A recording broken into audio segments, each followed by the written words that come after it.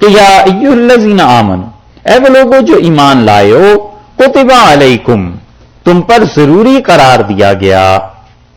یہ کتبہ کا لفظ اوپر بھی آیا نا، کتب علیکم یعنی وصیت ضروری قرار دی گئی، اب یہاں پھر آ گیا، اسی لیے کتبہ قرآن میں جہاں بھی آیا ہے وہ ضروری اور فرض کے معنی میں، یعنی تمہارے لیے ضروری ہے کہ یہ کام کرو۔ علیکم الصیام، تمہارے لیے صیام یعنی روزے ضروری قرار دیے گئے ہیں، کما جیسے کہ کتبہ یہ فرض قرار دیے گئے تھے، علی الذین ان لوگوں پر، من قبلکم جو تم سے پہلے تھے۔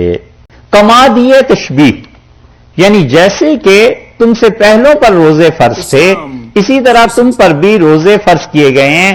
یہ تشبیہ جو ہے کیفیت کے اعتبار سے نہیں کہ تمہارے روزے بھی اتنے ہی ہوں گے جتنے پہلوں کے تھے، یہ ساری چیزیں، بلکہ نفس وجوب کے اعتبار سے کہ جیسے تم پہ فرض ہیں پہلے بھی کچھ فرض تھے، اسی طرح روزہ تم پہ بھی فرض کیا گیا۔ یہ ضروری نہیں ہے کہ جتنے وہ روزے تھے اتنے ہی ہمارے بھی ہوں یا اس کی کیفیت بھی وہی ہو۔ اللہ نے جو کچھ بھی ان پہ فرض کیا تھا، یہودیوں کے ہاں اب تک روزے کے اثرات ملتے ہیں۔ جوش انسائکلوپیڈیا میں انہوں نے روزے کے باقاعدہ اوقات بھی لکھے ہیں کہ کب کب ہمارے یہاں کن کن مہینوں میں روزہ رکھا جاتا ہے۔ تو ارشاد فرمایا جو تم سے پہلے تھے ان پر بھی روزے فرض کیے گئے تھے، لعلکم تتقون، شاید کہ تم متقی بنو، یعنی روزہ جو ہے اس کی اصل غرض و غائب تقوی ہے کہ تمہیں اللہ کے ساتھ تعلق نصیب ہو اور تم اس کے احکامات کی پیروی کرنے والے بنو۔ ایامن دن ہیں، یوم کی جمع معدودات، گنے چنے، گنتی کے دن ہیں، ایک مہینہ ہے گنتی کا، 29 دن یا 30 دن۔ فمن کان منکم، سو جو کوئی آدمی، ایام معدودات کا ایک ترجمہ تو یہ ہے کہ گنے چنے دن وہ، اور ایک ترجمہ بعض مفسرین نے یہاں پر کیا ہے کہ وہ 4 دن ہیں یا 5 دن ہیں، وہ کہتے ہیں کہ یہ ہیں دن گنے چنے۔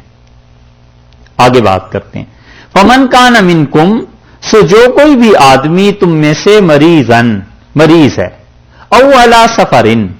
یا وہ سفر پہ ہے، فعدتن، وہ گنتی کو پورا کرے گا، من ایام اخر، دوسرے دنوں میں،